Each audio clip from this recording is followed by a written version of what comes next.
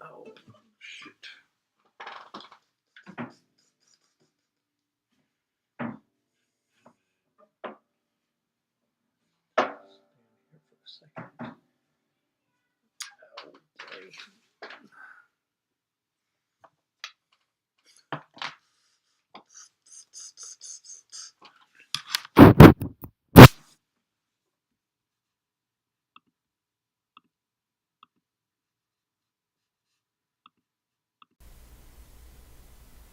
How about that, Vic?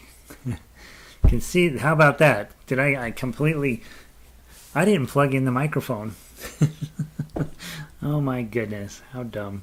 Can you hear me? Can you hear me now? That's the question. I'm assuming the answer will be yes. All right. There's the sound. Okay, good. Yeah, it helps if you plug in the microphone. Let me start again. Hi. It's guitar night, Wednesday night. We have plenty to play tonight. It's going to be great. I am back in the back bedroom. We sort of move some stuff around where I can start using this room again, so it's not quite so weird broadcasting from my bedroom. And Linda is able to hear. Last night and her video and sound weren't working at all. I'm glad you got that fixed, Linda. What caused that? Do you know? Pretty crazy that all of a sudden you couldn't hear us or see us. So we're in good shape, right? That's how you know a good class from a bad class, right? If Vic and I show up, you never know. Could go either way. But if Linda shows up, it's going to be a good class. So that's how we work it. Let's see here. YouTube is finally working. I wonder what caused it to break. That's so weird. I'm glad you're here. Hey guys, I didn't send out an email, so nobody knows we were supposed to start book 1 today. So we're not going to really start book 1 today. We're going to just do the strumming page. So will you, out of book 1, grab the little booklet that has A, F sharp minor, D, and E7 in there. Want to just kind of dig into that a little bit.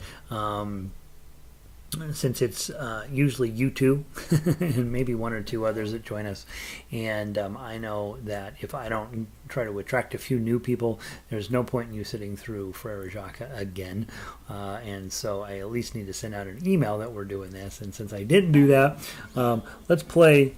Let's use this little booklet, okay? And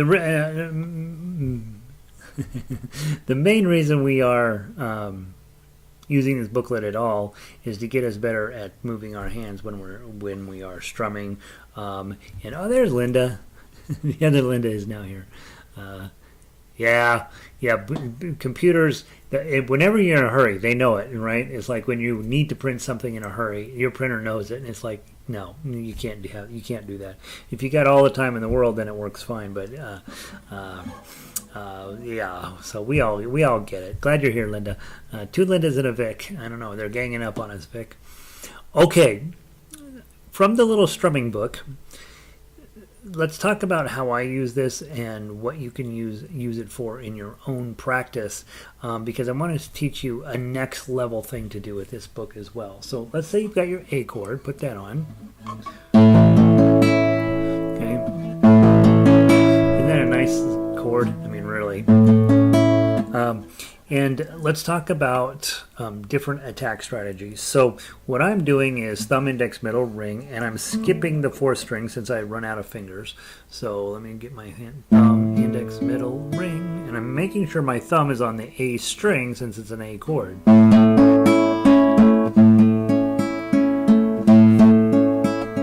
Hey Jeff, glad to see you, man. Jeff's one of our stars in the ukulele orchestra. He's funny, smart, good looking, just got married. He's taking ladies. But just all around great musician as well. So delighted you stopped in, Jeff. So we've got on an A chord your thumb on the A string. That makes sense, right? And then it doesn't really matter which other strings you use. But I usually use the bottom 3 strings. Okay. in this case you get a nice E string open. Okay, that's a rolled chord, right? Okay. Other ways we always attack these chords is just plucking all four at once. Okay, another way to attack your chords would be a boom chuck, thumb chuck, thumb chuck, thumb chuck, boom chuck, boom chuck. And of course you don't have to do it once. You can do boom chuck, chuck, chuck, boom chuck, chuck, chuck, boom chuck, chuck, chuck, boom chuck, chuck, chuck, boom chuck, chuck, chuck. And I'm trying to keep my fingers just above the strings. I don't want to be way out here, right? I want it to have the least amount of motion possible to get that going there. Always, of course, thumb down. Always sounds good. Okay, on all stringed instruments, that always sounds good. The other one, index finger up and down, down, up, down, up, down, up, down, up, down, up, down, up, down, up. And then the last one we always work on is arpeggios, which is different than a rolled chord. A rolled chord goes like that, right? Arpeggio is everything is timed out. 1 and 2 and 1 and 2 and 1 and 2 and 1, 2 and 1, 2, 3, 4, thumb, index, middle, ring, thumb. And you can come back 1, index, middle, ring, middle, index, thumb, index, middle, ring, middle, index, thumb, middle, ring, middle, index. So that's arpeggio picking, which is different than just rolling your chords. Okay. All of these things you do want to do with your right hand. They're all things that are going to come up. If you have a metal string guitar and you have a pick, that's of course that replaces index down and index up. Is what we do. I don't teach with a pick because it limits what you can do, but you can grab a pick, down, up, down, up, down, up, down, up, and that's what all the cowboys do, and most popular musicians use some variation on that. Now, when we're looking at the little book, right, let's practice just the three chords that are in here. So let's do the A chord, A, 2, and then go to D chord right here. D chord, 2, then go to E7. E7, 2, 3, back to A. And A, 2, 3. It's on the front page. A and 2 and 3 and 4, D7, D, 2, 4, E7, 2, 3, 4, and A. Let me do it right this time. A, 2, 3, 4, D, 2, 3, 4, E7, 2, 3, 4, and A. Okay, so if we go over to, if you have your little booklet out, just open it wide open, and You Are My Sunshine is on page 16, so on the back page, page 16, You Are My Sunshine. Let's read through just the first verse so we can get all of our chords together, and do whichever you think is you want to work on, either plucking, strumming, arpeggio picking, doesn't matter. Okay, so I'm going to sing the first verse just so we know what we're doing, and then I'm going to talk to you about what else you can do with this book. Okay, so 1, 2, well, that's actually got a 3-beat count in, so 1. You are my sunshine, my only sunshine. D chord, you make me happy when skies are gray. Back to your A chord. You'll never, D chord, dear, how much I, A chord, you. E7's coming up. Please don't take my sunshine away.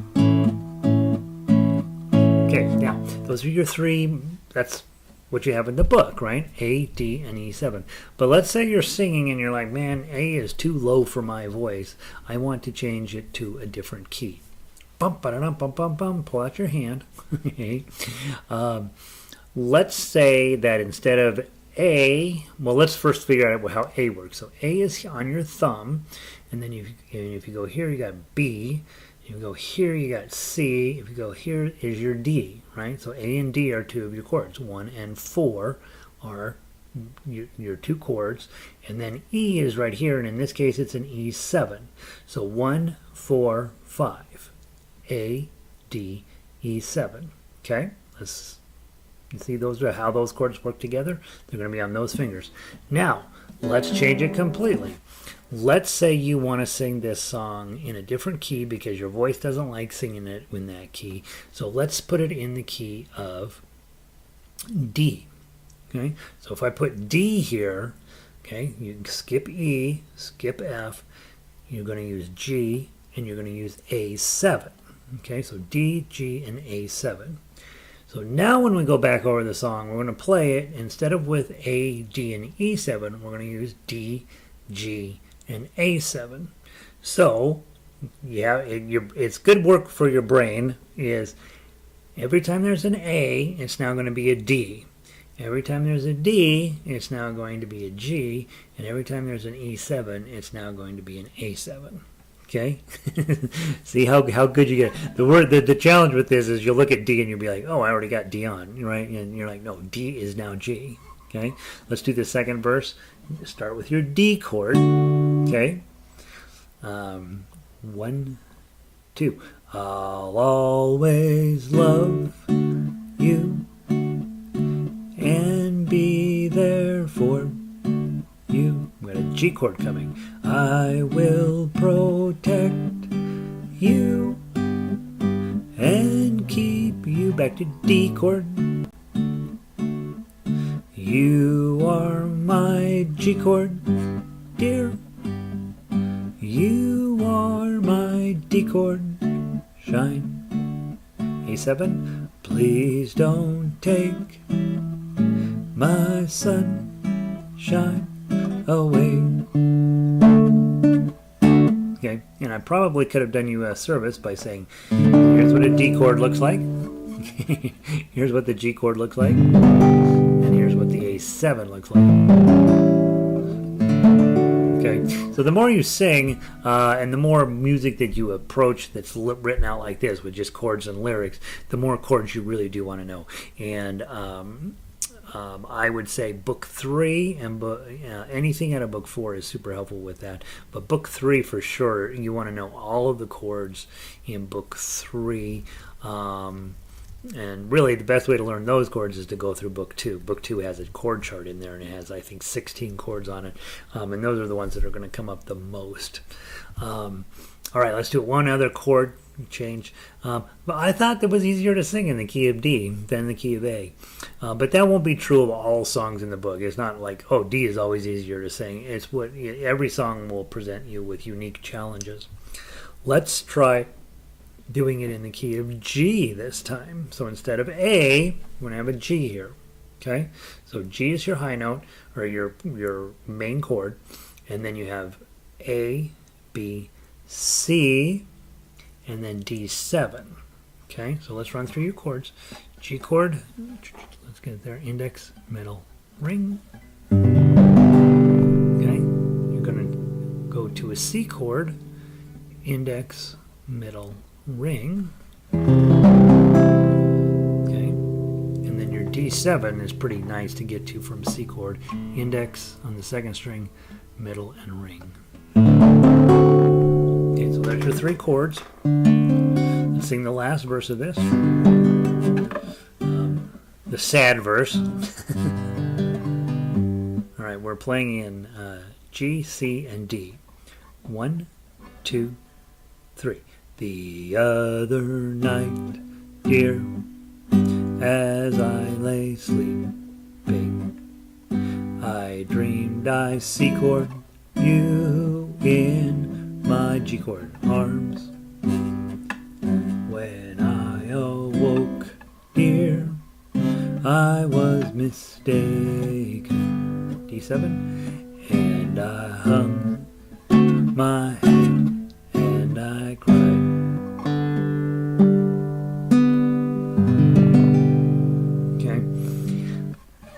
That felt even lower to me than the A chord as your main chord, But you see what's going on, right? So you could pick any chord that you pick as your main chord to replace A is going to have a friend hanging out on your fourth finger and another friend hanging out on your fifth finger, and those go together. So if you had a B chord here, you won't have a B because that's not a guitar-friendly chord, but you could. B, C, D, E chord, and F chord are going to be your buddies. If you had a C, C, D, E, F, and G. Those of you on ukulele, you know those three really well. C chord, F chord, and G chord. They like hanging out together. We did D. E is good on guitar. E chord here, F, G. A chord is his friend, and B7. B7 is kind of a tough one to get on. E chord works. F chord, you probably don't want to do it for rummy-dum everyday kind of stuff because you have a bar chord. You know, F chord is a B chord, is an E chord moved up one. And most people, when they're starting guitar, they don't like that chord. Right? You end up with F sharp minor in this book, and it's a good chance to work on your bars. What else are E, F, G? We did G, and then we're back to A. And of course, you could do the accidentals too. If you know your C sharp or your D sharp, you can do those on guitar as well, and that will work out just like you think it would, except these are now sharps. So that gives you a sense, another way to use this book to your advantage. Really, this book should be done. There should be lots of things that you can get out of it. One is just getting comfy with strumming and singing at the same time, and being on the right chord at the right time. You don't want to be, you are my, oh shoot, where's my chord? Okay, 20 minutes later, sunshine, my own, and then you knock it out, and then you get to the next chord change, and you strum all the way up to it. You make me stop. Change your chord for 20 minutes. Happy, right? That's not what you want. You want to be able to change chords at the speed of the music without having a pause. And a lot of times that means I'm singing the words, but I'm looking way ahead of where I'm singing to see when the next chord is coming, and so that I can stop strumming in plenty of time to be there for when the next chord happens. I would much rather see you do, you are my sunshine, my only sunshine. You make me happy when skies are gray. That way you're on the beat for beat number 1 of the new chord, and if you only can strum once, and then while you're busy singing, busy getting on your next chord, that's ideal, okay? And eventually you can get it where you can do all of them all of the time without really any problem, but in the beginning it's a huge problem, and so just know that that's going to happen. The other thing with this book, obviously, right hand, we talked about that.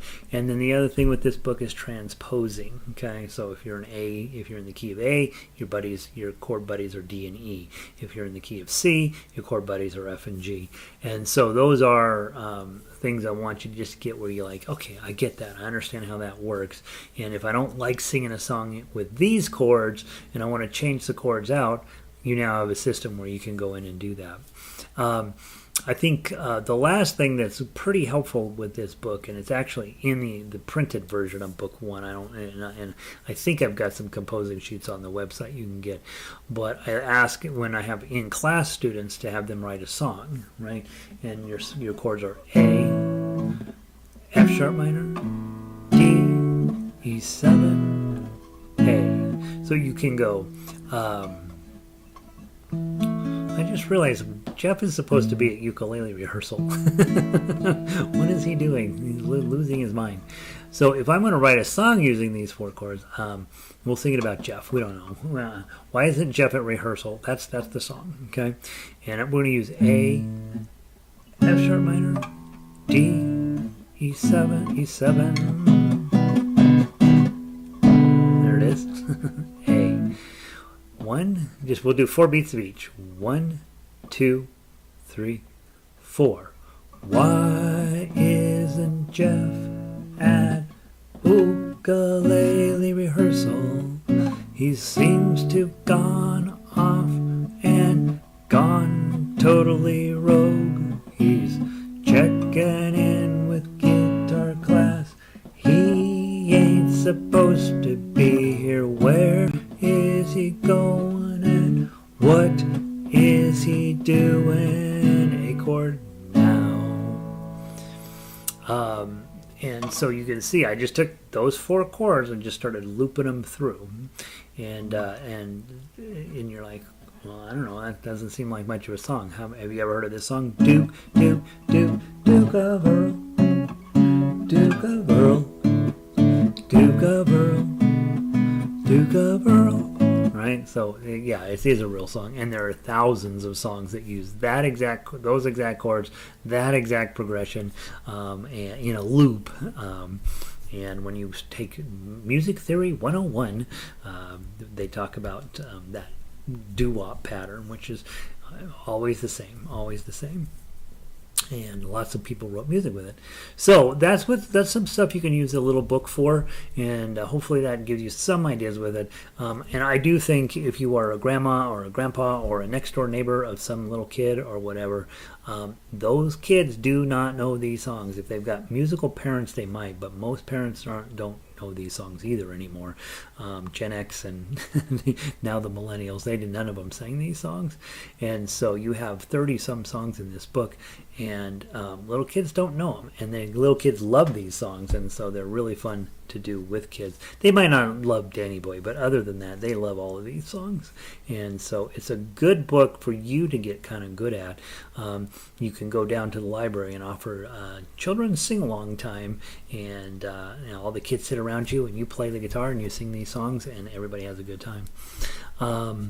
I've done that before.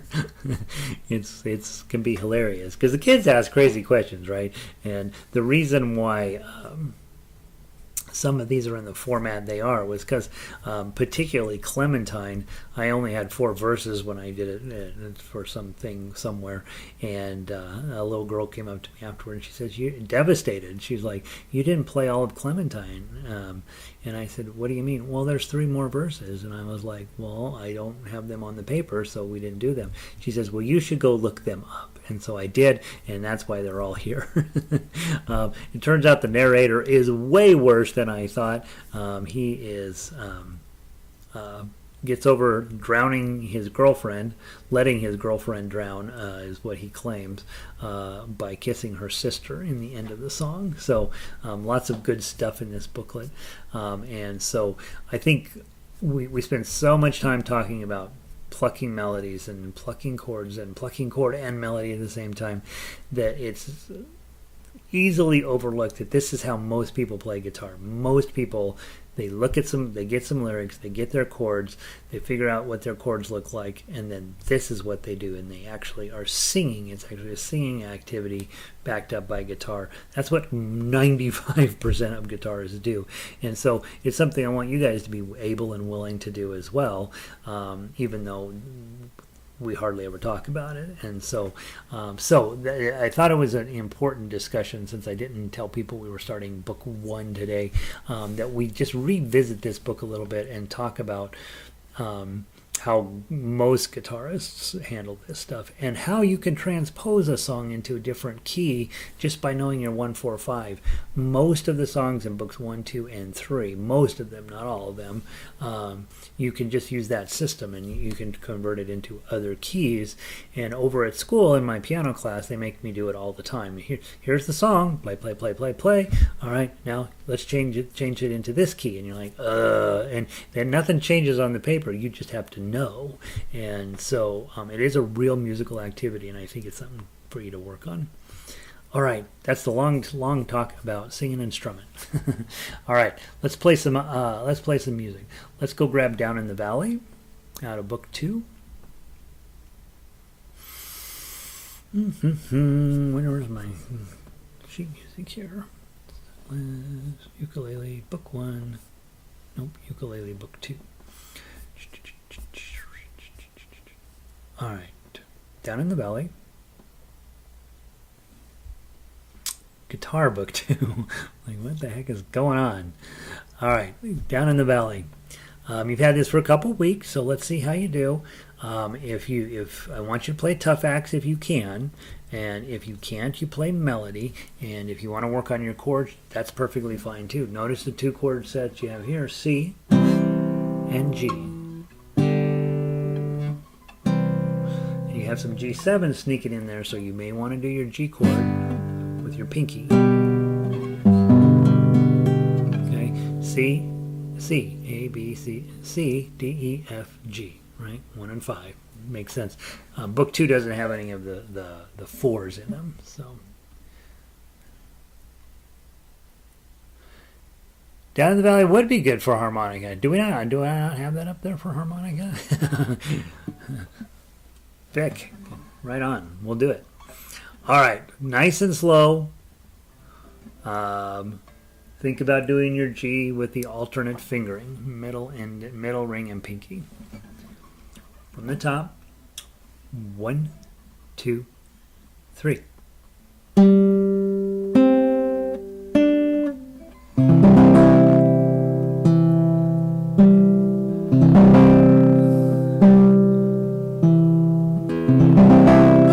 Pinky.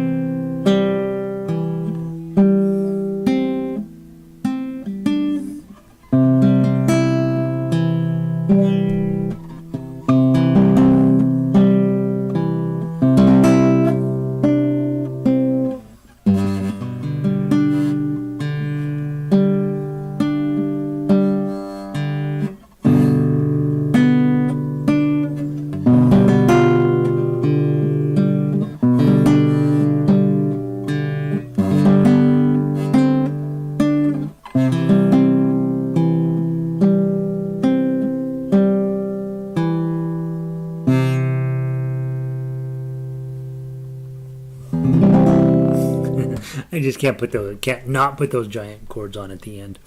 Right? How about that? So it totally works. And having the alternate G, you saw me fighting it just a little bit. That's not my comfort zone at all. Is key of C and this alternate G chord are definitely still a work in progress in my hand, and so I was fighting to get my pinky placed.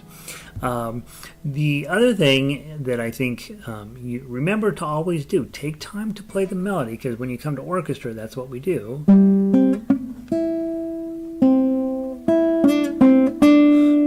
And you can do that with the MP3, because the MP3 is going to be at 120, and so it's going to be faster, and it's a great opportunity just for you to get your flexibility. Maybe when you're picking up your guitar for the first of the evening, go grab a song out of book 2, turn on the MP3, and play the melody along with it, and see if you can keep up.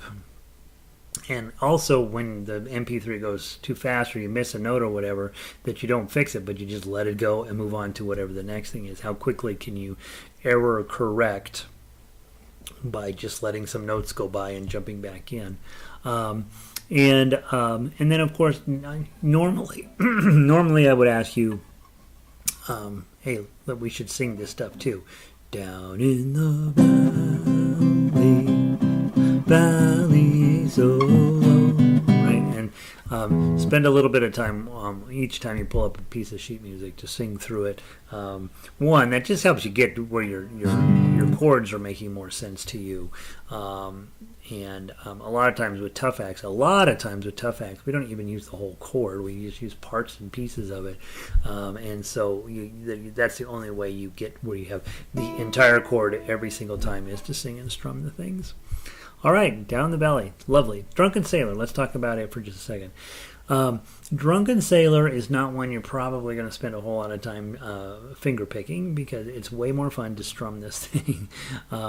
But let's talk about what you would do if you were going to. Okay, so first off, we got a new chord, A minor. It's, I believe in book 2, it's the only minor key. So aim, index, middle, and ring. Now, when you get to the classical stuff, we do a lot with A minor right off the bat,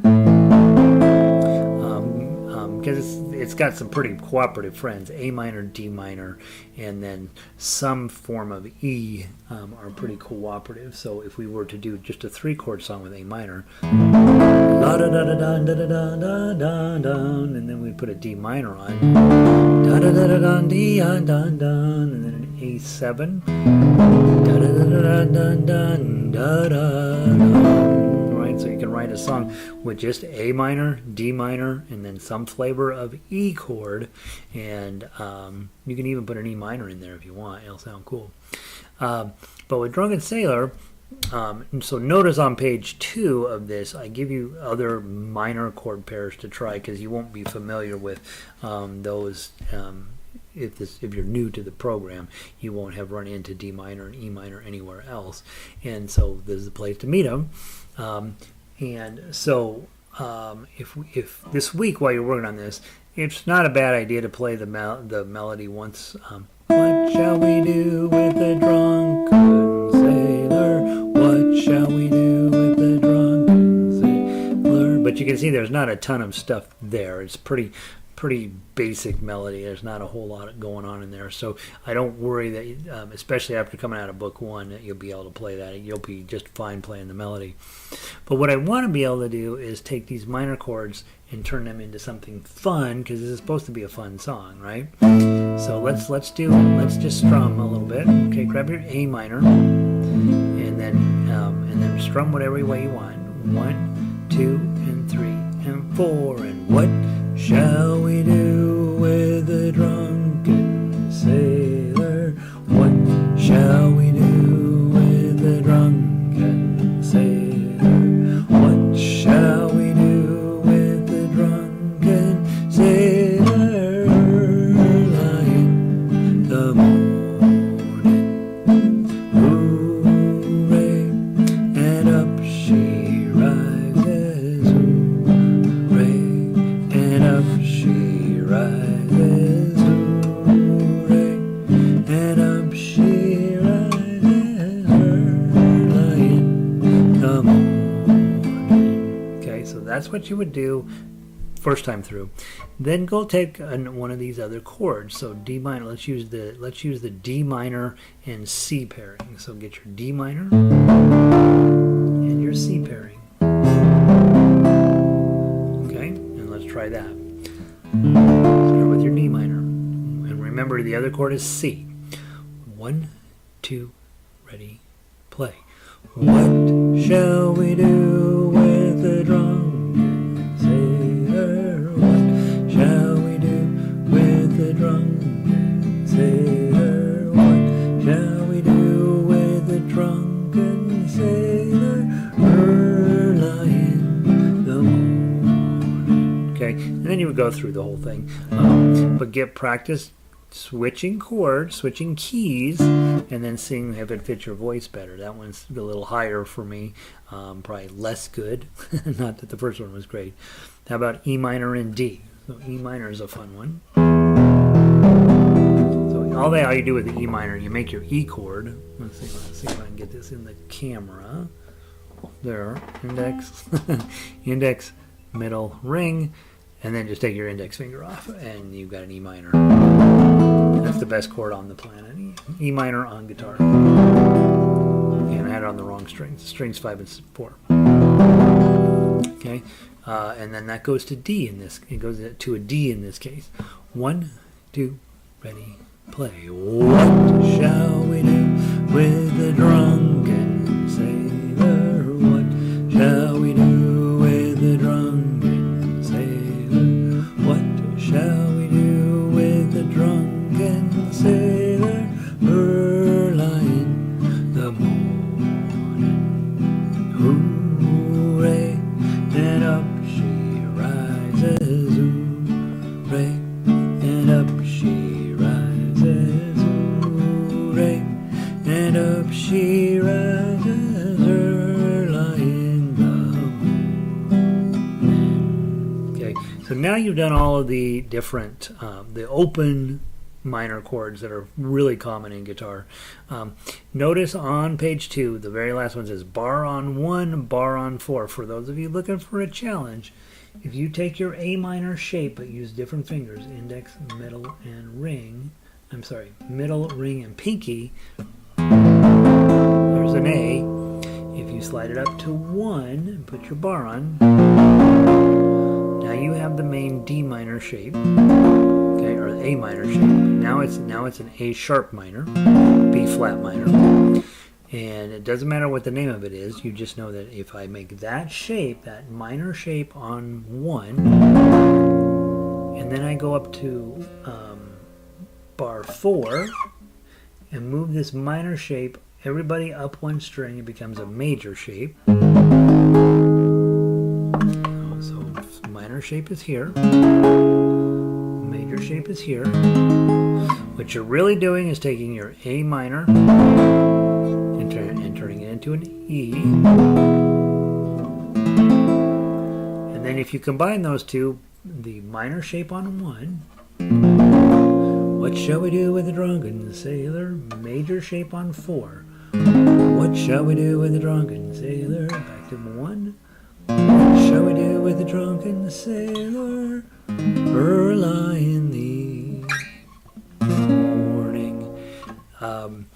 Especially if you're going to be playing folk music, classical music, rock, heavy metal, getting your bar chords in order is important. And here's a kind of a pleasant way to start putting those together.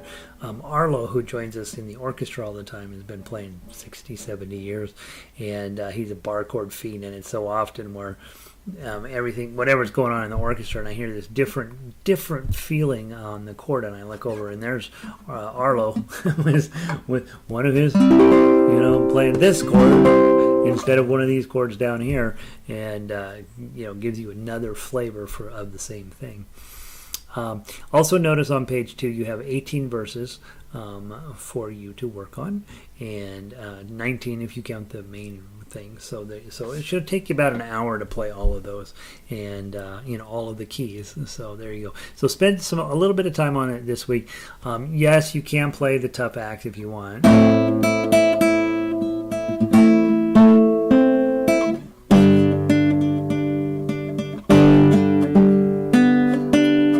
But it's not that. It's not really a great guitar song in that sense. It's much more of an instructive song to help you out with other songs down the road and getting your chords in shape. So pretty heavy on chords today, which is fine. All right, so that's book 2. Let's talk book 3. Book 3, we were working on Ash Grove. Had it for the last couple of weeks. Guitar book 3. Ash Grove. Let's give it a try. This one we play down to measure 8, come back to measure 1, play down to measure 7, skip measure 8, play down 9 all the way to 17. Then we're going to come back DSL coda, means go to the segno and play to the coda. So we'll go back to measure 1, which has the segno on it. We'll play from measure 1 to the coda, which is at the end of measure 7, and then we will jump and we play 18, 18 and 19. Those of you guys that join me for harmonica, this is exactly the same thing as harmonica. The only difference is these words are about playing guitar instead of our words, which are about harmonica. Okay, all right. Nice and slow. I'm going to use my thumb to play it. If you want a challenge, use your claw to pick it. Whatever works for you. Start with a D chord. 1, 2. E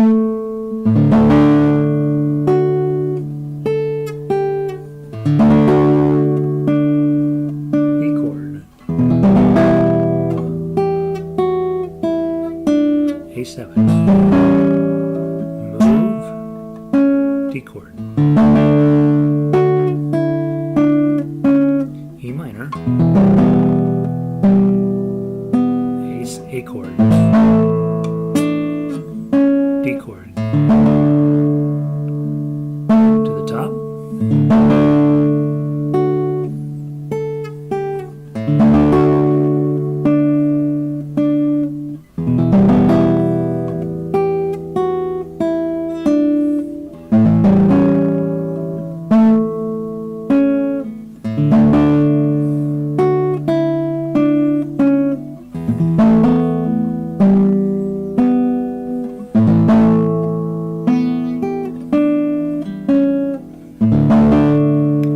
Measure 10.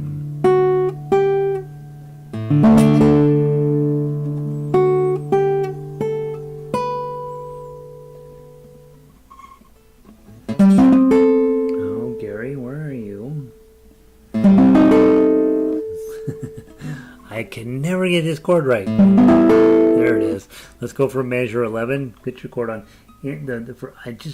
My brain will not accept that this should be on the 3rd string, 5th, 5, and 5. So that's the chord we're looking for. From 11, 1, 2, 3.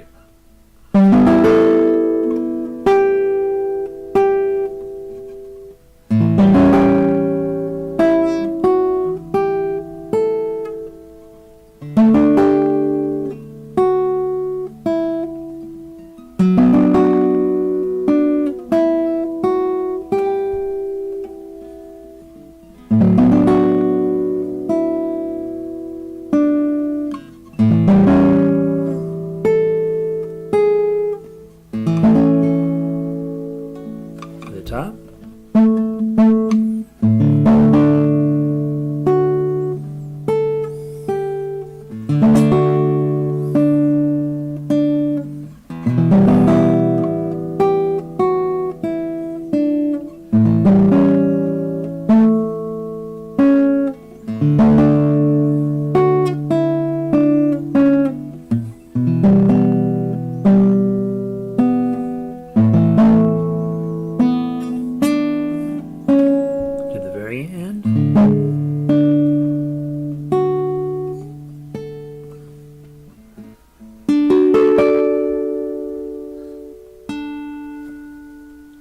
Okay, so isn't that a pretty song, by the way?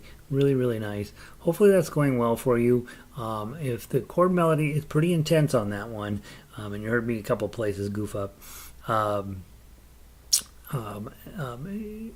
remember, if the chord is too weird, just play the melody, right? Just drop down, play the melody line until you can see, okay, I got that stupid chord at measure 11 coming up. I'm just going to play the melody for a measure or two, and then I'll drop back down at measure 13 when I go back to a D chord or whatever.